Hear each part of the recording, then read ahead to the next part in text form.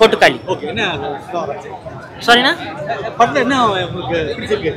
எல்லாமே ரொம்ப பிடிச்சிருந்துச்சுண்ணா. படம் ரொம்ப நேச்சுரலா இருந்துச்சு. இது வந்து ஒரு படமா பார்க்கறதோட அந்த டிராவல் பண்ற குடும்பத்தோட நம்மளும் சேர்ந்து டிராவல் பண்ற மாதிரி தானே இருந்துச்சு படம்.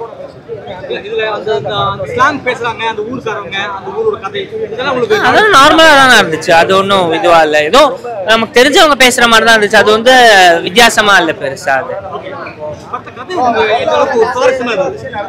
கதை ரொம்ப சிம்பிள் தான். ஒரு ஒன்லைன் ஸ்டோரி தான். ஆனா ரொம்ப பியூட்டிஃபுல்லா ஸ்கிரீன் பிளே பண்ணிருக்காங்க. இது வந்து ஒரு அதான் சொன்ன மாதிரி கதையா பார்க்கறதோட ஒரு ஜேர்னியா தான் நம்ம இந்த படத்தை அணுகணும். அந்த குடும்பத்தோட ஜேர்னி, அப்படி ஒரு சம்பவம் நடக்குது அந்த குடும்பத்துல, அதுக்கப்புறம் அவங்க என்ன பண்றாங்கிறத ரொம்ப அருமையா எடுத்திருக்காங்க. அது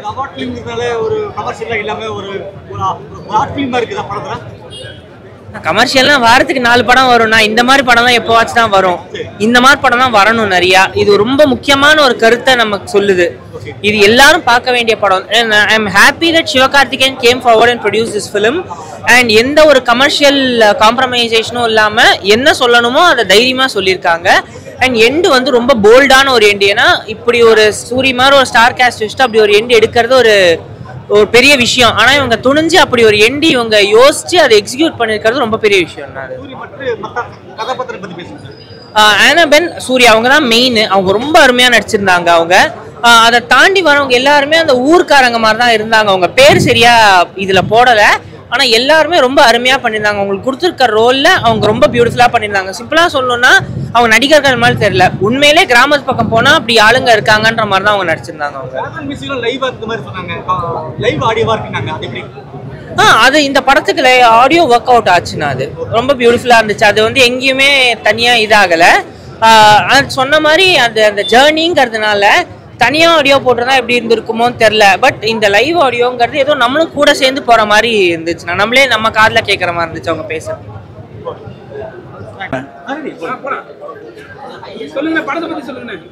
படம் ரொம்ப இயல்பா இருந்துச்சு. முதல் ஷோ பார்த்தது வந்து நான் ரொம்ப நாளுக்கு அப்புறம் முதல் ஷோ பார்க்க வந்திருக்கேன். ரொம்ப இயல்பா இருந்தது. இந்த படம் வந்து பார்த்தீங்கன்னா படம் மாதிரி தெரியல, பார்வையாளர்களுக்கான பயணம் தான் இந்த படமே. நீங்க வந்து ஒரு 4 சவுத்துக்குள்ள ஒரு திரையரங்குக்குள்ள இருந்துகிட்டு ஒரு கிராமத்துக்குள்ள பயணம் போகணும்னா எல்லாரும் கொட்டுக்காளி வந்து பாருங்க. நீங்க உட்கார்ந்த சீட்ல இருந்தே உங்களை வந்து அந்த கிராமத்துக்குள்ள கூட்டு போறதா இருக்கட்டும், உங்க ஊர்ல இருக்கக்கூடிய உங்களுடைய கிராமங்கள்ல இருக்கக்கூடிய சடங்குகளை அந்த கிராமத்துக்கே உங்க கையை பிடிச்சி கூட்டு போய் அந்த சடங்கை அறிமுகப்படுத்துற விதமா இருக்கட்டும், அவ்வளோ அலாதியா இருக்கு. ரொம்ப எதிர்பார்க்காத நிறைய எப்படி மனநிலையெல்லாம் வருது. நிறைய மனம் எப்படின்னா வந்து சூரியோட மனநிலை என்னவா இருக்கும் அப்படின்ற அந்த பதில் இருக்குல்ல, அந்த பதில் பார்வையாளர் வேறுபடலாம். ஆனால் அந்த பதில் வந்து இந்த படம் எப்படி பார்வையாளர்கள் உள்வாங்கிக்கிட்டாங்களோ அதுதான் அந்த படத்தோட பதிலே. இறுதி பதிலே வந்து பார்த்தீங்கன்னா பார்வையாளர்கள் எப்படி அந்த படத்தை ரிசீவ் பண்ணிக்கிட்ட விதம் எப்படி வந்து அதாவது இந்த படத்துக்கான தீர்வா அவங்க என்ன அவங்களுக்கு சொல்லிக்கிட்டாங்கன்னு ஒன்று இருக்குல்ல, அவங்க கேள்விக்கு அவங்களே பதில்ற மாதிரி ரொம்ப அழகா இருக்கு ப்ரோ. ரொம்ப சூப்பரா இருக்கு. நீங்க கண்டிப்பா இதை தியேட்டர்ல பார்க்கணும். எனக்கு ரொம்ப நிறைய பிடிச்ச ஷார்ட்ஸ்லாம் இருக்கு ப்ரோ. கேமரா ரொம்ப அழகா பண்ணியிருக்காங்க ப்ரோ. ஒரு ஹீரோவோட கண்ணை அவ்வளோ அழகா காட்ட முடியுமான்றது வந்து நான் இது வரைக்கும் எந்த தமிழ் சினிமாலுமே பார்க்கல. ஹீரோவோட கண்ணு வெறும் ஒரே ஒரு கண்ணு. பாண்டியனா நடித்த சூரியனை வந்து அப்படி ஒரு உழைப்பை போட்டிருக்காருன்றதை தாண்டி ரொம்ப அவர் வந்து ரொம்ப இயல்பா இருக்காரு. புதுமுகங்களோட புதுமுகமாக தான் தெரிகிறாரு. எனக்கு தெரிஞ்சு இது சூரிய அண்ணாவோட முதல் படமா இருக்கா மாதிரி எனக்கு தெரியுது. அந்த அளவுக்கு புதுமுகமா இருக்கு. அந்த பெரிய பிரபலம், அவர் இதுக்கு முன்னாடி பெரிய அவார்டு வாங்கினது அதெல்லாம் எனக்கு கண்ணுக்கு தெரியல. பாண்டியன்ற கேரக்டர் சூரியன்ற ஒரு உடல்ல வெளிப்பட்டிருக்குன்றது வந்து அவ்வளோ இயல்பா இருக்கு. எனக்கு ரொம்ப பிடிச்சிருக்கு.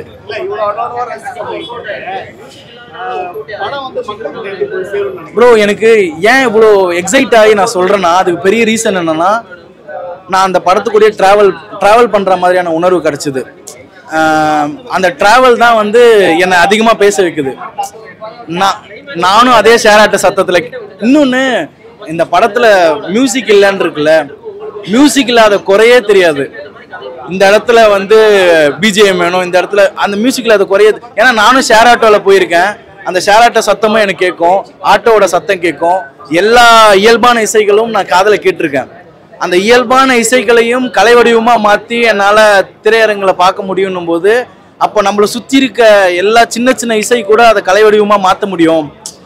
இந்த படத்தை பார்த்து முடிச்சிட்ட பிறகு ஒரு கிராமத்தில் இருக்க வந்து நகரத்துக்கு வந்து இந்த படத்தை பெரிய பெரிய மால்லலாம் பார்த்தா கூட அவனுக்கு ஒரு கண்டிப்பாக ஒரு கான்ஃபிடென்ட் வரும். நம்ம ஊர் கதைகளையும் இந்த மாதிரி நம்மளால இந்த மாதிரி மொழியை கையாண்டு நம்ம ஊர் கதைகளை பேச முடியுன்ற ஒரே ஒரு கேமராவும் கதையும் இருந்தால் போதும், நம்மளுடைய கதைகளும் இந்த மாதிரி இயல்பாக கொண்டு போய் சேர்க்க முடியுன்றதுக்கு மிகப்பெரிய உதாரணம் வந்து கொட்டுக்காளி.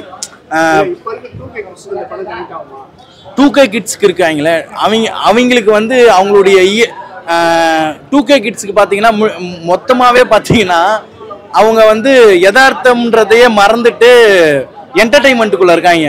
அந்த என்டர்டெயின்மெண்ட் தான் அவங்க உலகமாக இருக்கும்போது நீ அதாவது அந்த காலத்தில் எந்த ஒரு டிஜிட்டல் யுகமும் இல்லாமல் ஒரு என்டர்டெயின்மெண்ட் இருந்திருக்கும்ல. ஒரு குட்டி பொண்ணு வந்து என் கூட விளையாட ஆள் இல்லைன்னு ஒரு காளமாட்டு கூட விளையாடும் ப்ரோ. ஸோ அந்த என்டர்டெயின்மெண்ட் இருக்குல்ல, இப்போ வேணா நீ வந்து பப்ஜி வச்சிருக்கலாம், ஃப்ரீ ஃபயர் வச்சிருக்கலாம், ஆனால் என் கூட சக தோழிகள் இல்லை, என் ஊர் ரொம்ப ஒதுக்குப்புறமா இருக்கு, மாடு கிட்ட தான் நான் விளையாடுவேன், ஒரு காளமாடு கூட தான் ஒரு பொண்ணு விளையாடுதுன்னா அப்போ இந்த மாதிரியான எந்த ஒரு டிஜிட்டல் யுகமும் வளர்றதுக்கு முன்னாடி அப்போ இருந்தக்கூடிய என்டர்டெயின்மெண்ட்டை வந்து ரொம்ப இயல்பாக இப்போ இருக்க 2K கிட்ஸ் கற்றுக்கிற ஒரு படம் ப்ரோ. 2K கிட்ஸ் லேர்ன் பண்ணிக்கணும். அவங்க இதில் வந்து எக்ஸ்பீரியன்ஸ் பண்ண முடியாது, லேர்ன் பண்ணிக்கணும். இந்த களத்தில் அந்த கிராமத்தில் வாழ்ந்தவங்க அதை உணரலாம், அந்த களத்துக்கே போகாதவங்க அதை கற்றுக்க தான் முடியும். இப்படி ஒன்று இருந்தது போல அப்படின்ற மாதிரி அதை பற்றியான இதுவை கற்றுக்க முடியும். ஸோ 2K கிட்ஸ் கற்றுக்கணுன்னா கொட்டுக்காளி பார்க்குறது தப்பு இல்லை ப்ரோ. கொட்டுக்காளி வந்து இப்போ வந்த படத்துலேயே நிறைய படம் வந்து ஸ்லோவாக இருக்கும், ஆனால் என்கேஜிங் ஃபேக்டர் மிஸ் ஆகிருக்கும். ஸ்லோவாக இருக்கும் ஆனால் என்கேஜிங் ஃபேக்டர் மிஸ் ஆகிருக்கும். ஆனால் வந்து இந்த படத்தில் வந்து ஸ்லோவாக காமிச்சாலும் அந்த வில்லேஜ் சீன்ஸ் இன்னும் வந்து என்ஹான்ஸ் பண்ணுது, அந்த ட்ராவலிங் எக்ஸ்பீரியன்ஸே கொடுக்குது. அந்த ட்ராவல் பண்ணுற அந்த நடக்கிற சீன்ஸாக இருக்கட்டும், ஸ்டார் ஆட்டோவில் வர சீன்ஸாக இருக்கட்டும், அப்புறம் வந்து ஆட்டோவில் போகிற சீன்ஸ், அப்புறம் பைக்கில் கான்வர்சேஷன் எல்லாமே வந்து சூப்பராக இருந்தது. கேஸ்டிங் செலெக்ஷன் சூப்பராக பண்ணியிருக்காங்க. ஒரு சின்ன சீன் வந்து அந்த கானா பெண்ணுக்கு ஹெல்ப் பண்ணுற சீன்ஸாக இருக்கட்டும், எல்லாமே மைண்ட் ப்ளோவிங்காக இருந்து நல்ல ஆடியன்ஸ் ரெஸ்பான்ஸ். ஸ்பாயிலர் பண்ணல பாட்டை போட்டு, அதான் நல்ல விஷயம். அதான் ப்ரோ, இப்போ வந்து கிளைமேக்ஸ் இப்போ வந்து சூரிய வந்து 3 படம் இருக்குங்க. கர்ணனா இருக்கட்டும், அதுக்கு முன்னாடி வந்த படம் விடுதலையா இருக்கட்டும், அவர் வந்து கதை நாயகன். ஓகேவா, அவர் தனியாக வந்து ஹீரோயிசம்லாம் பெருசாக வைக்காம அந்த கேரக்டருக்கு அவர் ஸ்ட்ரென்த்தில் வந்து பண்ணியிருந்தாங்க. ஓகேவா, அதே மாதிரி தான் இதில் ஃபர்ஸ்ட் ஹாஃப்ல வந்து அவர் என்ன ஃபீல் பண்ணுறாரு, அவர் என்ன ரியாக்ட் பண்ணுறாரு அந்த பொண்ணுகிட்ட, வயலன்ஸாக கூட சொல்கிறேன், அதை வந்து காமிச்சிருந்தாங்க. செகண்ட் ஹாஃப்ல இன்ட்ரோல் முடிஞ்சு அந்த கிளைமேக்ஸ் முன்னாடி சீன்ஸ்ல அவர் வந்து ரிஃபார்ம் ஆகிற சீன், அந்த பொண்ணோட பெயின், கேர்ள்ஸ் கோ த்ரூ பண்ற பெயின், அதை வந்து ஃபீல் பண்றாரு. அப்படியே கிளைமேக்ஸ் வச்சிடுறாங்க, ஆடியன்ஸ் கிட்ட கொடுத்துடுறாங்க. ஸ்டோரி ரொம்ப ஸ்ட்ராங் ப்ரோ. அதான் அந்த ஸ்டோரி ஸ்ட்ராங்கா இருக்கு, சாங் எல்லாமே நல்லா இருக்கு. அதான் சொல்றேனே, விடுதலையா இருக்கட்டும், ஃபர்ஸ்ட் ஹாஃப்ல வந்து விடுதலையில வந்து அந்த போலீஸ்லாம் பயப்படுவாரு, லாஸ்ட்ல வந்து கட்ஸா அந்த எகிரி குடிக்கிற சீன்ஸா இருக்கட்டும், ஆக்ஷன் சீன்ஸா இருக்கட்டும் நல்லா இருந்தது. கர்ஜன்ல பாருங்க, ஃப்ரெண்டுக்கு இம்பார்ட்டன்ஸ் கொடுப்பாரு, லாஸ்ட்ல லவ்வுக்கு ஒரு பிரச்சனை வர சொல்ல அதுக்கு வந்து ரியாக்ட் பண்ணியிருப்பாரு. இதெல்லாம் வந்து தான் மேரேஜ் லைஃபுக்கு ஒரு ப்ராப்ளம் வர ஃபர்ஸ்ட் ஹாஃப்ல ஒரு ரியாக்ஷன் கொடுத்துருப்பாரு. செகண்ட் ஹாஃப்ல ஒரு கேர்ள் இவ்வளோ பெயின் பண்ணல கோத்ரூ பண்றாங்களா, இவ்வளோ அபியூஸ் கோத்ரூ பண்றாங்களா அப்படின்னு பார்க்க சொல்ல அந்த சீனை அவரு ஃபீல் பண்ண சொல்லியே கிளைமேக்ஸ்ல வந்து ஆடியன்ஸ் கிட்ட வந்து கொடுத்துருவாங்க. அதான் சூரியோட ஆக்டிங் தவிர பாத்தீங்கன்னா ஆனா பெண் 2 பேரை தவிர்த்து ஆனா பெண்ணுக்கு ஹெல்ப் பண்ணுவாங்க. அந்த கேரக்டர் நேம் நான் சொல்ல விரும்பல, ஸ்பாயிலர் ஆயிடும். அந்த பொண்ணு ரொம்ப கோத்ரூ பண்றாங்க பெயின் அப்படின்னு சொல்லிட்டு தப்பிக்க வச்சிடலாம்னு சொல்லிட்டு பண்ணுவாங்க. அந்த கேரக்டர் ஒரு குட்டி பையன் கேரக்டர், காமெடிக்குன்னு தனி ட்ராக் இல்லாம காமெடி சீன்ஸை வந்து அந்த கான்வர்சேஷன்லயே கொண்டு போயிருக்காங்க. எல்லாருமே பார்க்கலாம் ப்ரோ. ஏன்னா வந்து எல்லாரும் மேரேஜ் பண்றாங்களா, நிறைய பேர் லவ் பண்றாங்களா, அதுல வர சேலஞ்சஸ் தான் காமிக்கிறாங்க. ஸ்லோவெல்லாம் போல ப்ரோ, ஸ்லோவா போன படம்னா நான் நிறைய படம் சொல்லுவேன். இப்போ வந்த படம் அந்த ஸ்லோவா போறது எங்கேஜிங்கா இருக்காது. இதுல ஸ்லோவா எடுத்திருக்காங்க ஆனா எங்கேஜிங்கா இருக்கு. சாரி, எனக்கு எங்க பாக்குறீங்க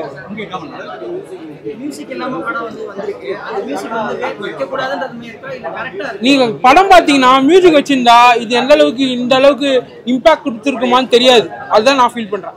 அதோட கூழாங்கல் பார்த்துருக்கேன். அவ்வளவு ரொம்ப உணர்ச்சிகரமான படம் அது. ஆனா இந்த படம் வந்து பல இயக்குநர்கள் வந்து மிகச்சிறப்பா சொல்லி பாராட்டி ரொம்ப எதிர்பார்ப்போட வந்தும் கூட இந்த படம் வந்து அவ்வளவு பிடிச்சது. ரொம்ப ரொம்ப ரொம்ப எதிர்பார்த்ததை விட பெரிய ஒரு தாக்கத்தை அங்கே ஏற்படுத்தியிருக்கு. இப்படிப்பட்ட படங்கள் வந்து தமிழுக்கு வருமா நம்ம வந்து ரொம்ப கனவு காண்டிருக்கோம். ஆனா இனிமேல் தமிழ் படங்கள் தான் வந்து இந்திய படங்களுக்கே வந்து ஒரு வழிகாட்டியா இருக்கும்னு நான் நம்புறேன்.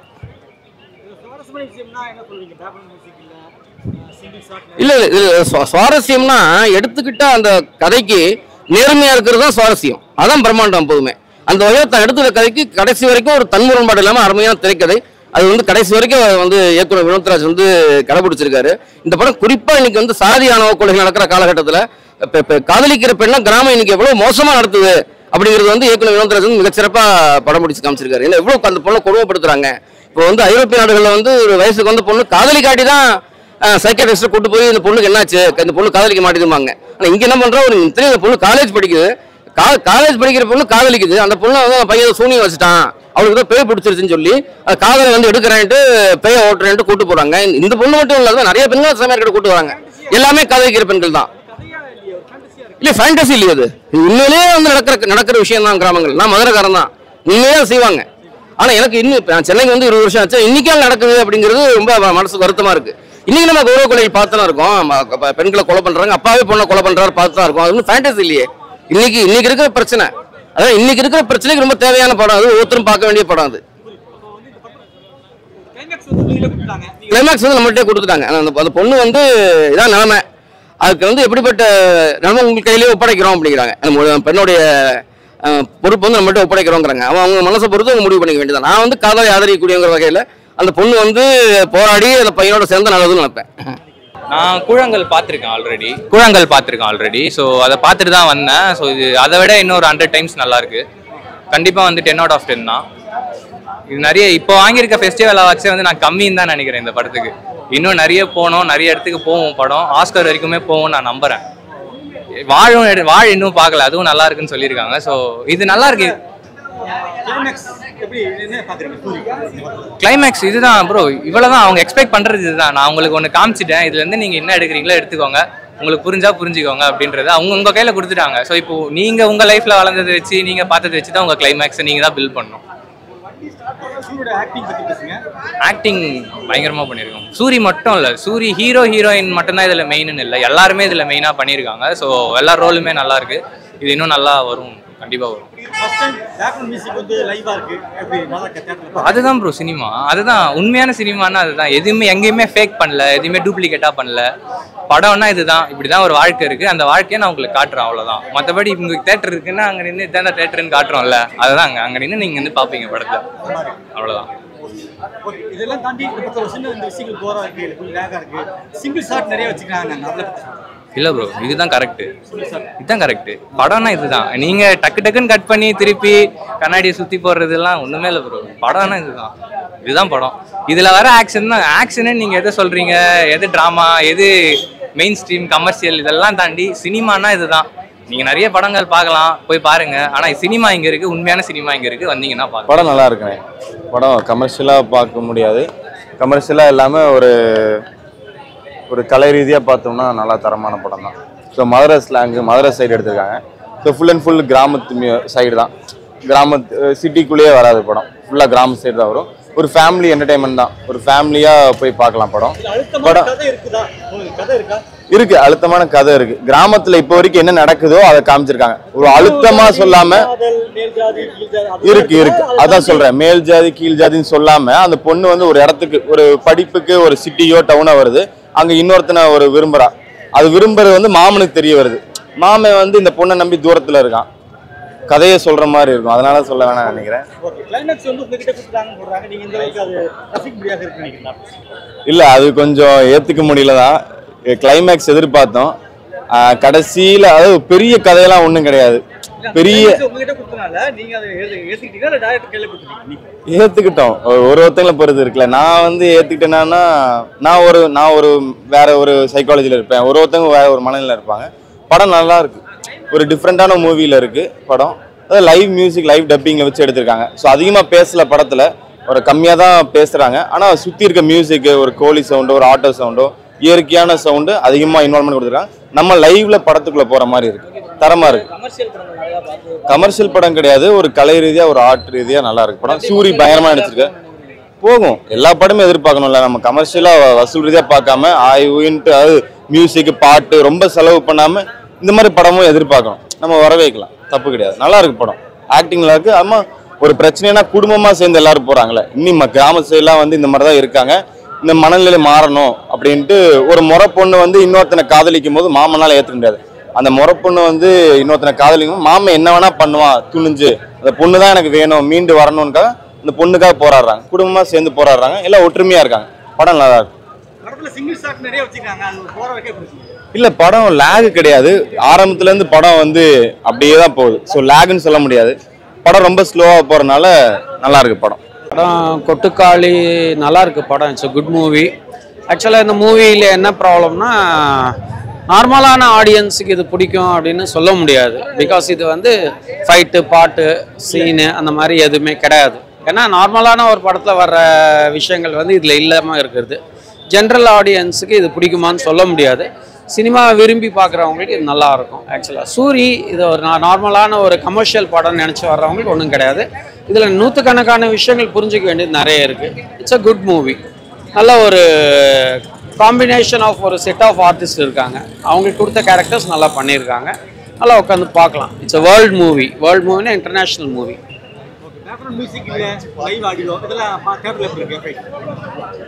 ஆடியோ இருந்தால் தான் எஃபெக்ட்னு சொல்ல முடியாது சார். சில விஷயங்களுக்கு வந்து ஆடியோன்றது தேவை கிடையாது. ஆக்சுவலாக எந்த இதில் தேவையோ அந்த இதில் இது ஒரு சேவல் அப்படின்ற ஒரு சின்ன ஒரு அதையும் ஒரு ஆர்டிஸ்டாக எடுத்திருக்காங்க இந்த படத்தில். ஸோ அது ஒரு ப்ளஸ் பாயிண்ட் தான். பட் ஸ்டில் என்ன ஒரு விஷயம்னா, என்ன ஒரு இவங்க எதிர்பார்க்குற மாதிரி இது இருக்கும் அது இருக்குன்னு வர்ற ஆடியன்ஸ்க்கு வந்து இது 0% தான் இருக்கும், ஒன்றுமே இருக்காது. சூரிய கொண்டு வந்து மார்க்கெட் பண்ணுறதுக்காக சூரிய ஒரு ஆர்டிஸ்ட்டாக போட்டிருக்காங்களான்னு தான் நான் நினைக்கிறேன். இந்த இதுக்கு எந்த ஆர்டிஸ்ட்டை போட்டாலும் இந்த படம் ஜெயிச்சிருக்கும். ஸோ இவ்வளோ பெரிய ஆர்டிஸ்ட்டை கொண்டு வந்து இது பண்ணோம் அப்படின்றது கிடையாது. இது ஒரு இன்டர்நேஷ்னல் மூவி, வேர்ல்டு மூவி. சூரிக்கு இது ஒரு டேர்னிங் பாயிண்ட்டாக கூட இருக்கலாம். அவருக்குள்ளேயும் ஒரு நிறைய எஃபர்ட்ஸ் இருக்குது. அவருக்குள்ளே இருக்க ஒரு ஆக்ஷன் ஓரியன்ட் திங்ஸ்லாம் வெளியே கொண்டு வர்றதுக்கு நல்ல ஒரு பர்ஃபார்மன்ஸ் பேஸ்டு மூவி.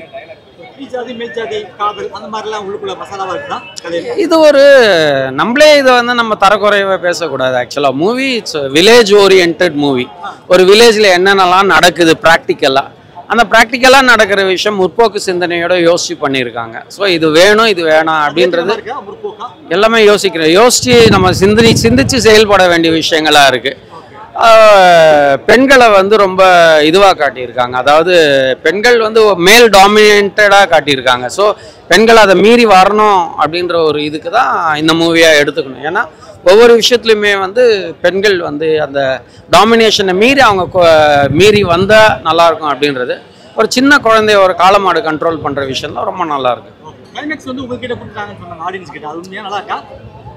நல்லா இருக்குன்றது ஒரு ஆடியன்ஸை எடுத்துக்கிறத பொறுத்து இருக்குது. But as a director point of view என்னன்றது சொல்லியிருந்தா நல்லா இருந்திருக்கும். கிளைமேக்ஸ் உங்கள் கையில் அப்படின்னு சொல்லிட்ட உடனே நாங்கள் எதை எடுக்கிறதுன்னு அவங்களுடைய முடிவு கொடுத்துட்டாங்க. But as a film climax இதுதான் அப்படின்னு கொடுத்துருந்தா அட்லீஸ்ட் படத்தில் வந்து நிறைய ஆடியன்ஸுக்கு பிடிக்காம போன விஷயத்த கிளைமேக்ஸுக்காகவாவது கொஞ்சம் கலெக்ஷன் எடுத்திருக்கோம். கிளைமேக்ஸ் இப்படி பண்ணிட்டதுனால ஒரு வேளை கலெக்ஷன் இல்லாமல் கூட இருக்கலாம், சொல்ல முடியாது. நல்லா நடிச்சிருந்தாரு. யதார்த்தமான ஒரு கதைக்களம். சூரி வந்து அப்படியே நேச்சராக இருந்துச்சு. அவங்க எல்லா கேரக்டருமே நேச்சராக இருந்துச்சு. அந்த சவுத்தில் நடக்கிற விஷயம், இந்த எல்லா பிரச்சனைக்கும் இந்த சாமியாட்ட போகிறது அதெல்லாம் எல்லாமே அது காமிச்சிருந்தாங்க.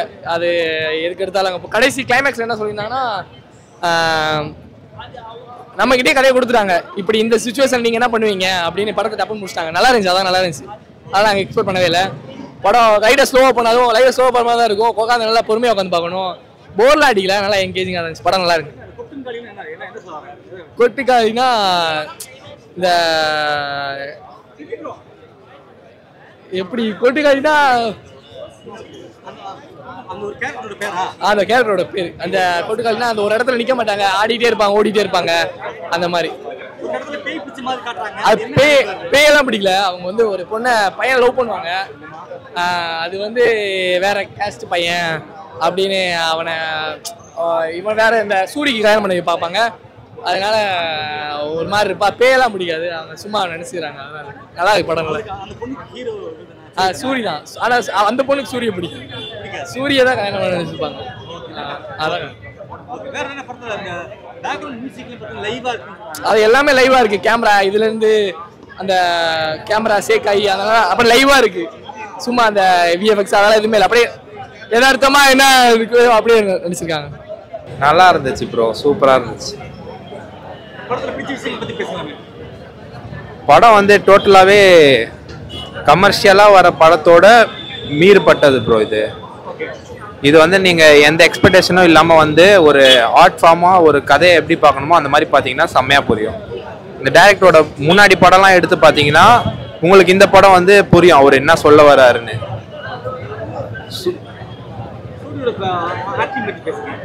சூரிய ஆக்டிங் வந்து சூப்பரா இருந்துச்சு ப்ரோ. அவர் வந்து இந்த விடுதலை கொடுத்ததோட இது டபுள் மடங்கு மேல கொடுத்துருக்காரு ப்ரோ. இல்ல ப்ரோ, இல்ல இவங்க இந்த டைரக்டர் வந்து முன்னாடில இருந்து லாங் ஷாட் வந்து நிறைய வைப்பாரு. ஸோ இந்த படத்துல நிறைய லாங் ஷாட்லாம் இருக்கு, சிங்கிள் ஷாட் இருக்கும் போது நம்மளுக்கு வந்து மற்ற படம்னா கொஞ்சம் லேக் அடிக்கும். அந்த மாதிரி இதுல வந்து கதையோட போகும் ப்ரோ. அந்த சிங்கிள் ஷாட் உங்களுக்கு வந்து தோணாது இது இவ்வளவு நேரம் போகுது அப்படின்னு. படத்துல ஒரு கேரக்டருக்கு பேய் பிடிச்சிருக்காங்க, அது என்ன எந்த அளவுக்கு எக்ஸ்பிளைன் பண்றாங்க? பேய் இருக்கா இல்லையா ப்ரோ? இது வந்து பார்த்தாதான் ப்ரோ உங்களுக்கு சொல்ல முடியும். இது நீங்க ஃபுல்லா சொல்ல நடிக்கிறாங்களா படத்துல? பேய் இருக்கிற மாதிரி நடிச்சாங்களா? இல்ல அது நீங்க வந்து பார்த்தா தெரியும், சொல்லிட்டா வர முடியாது.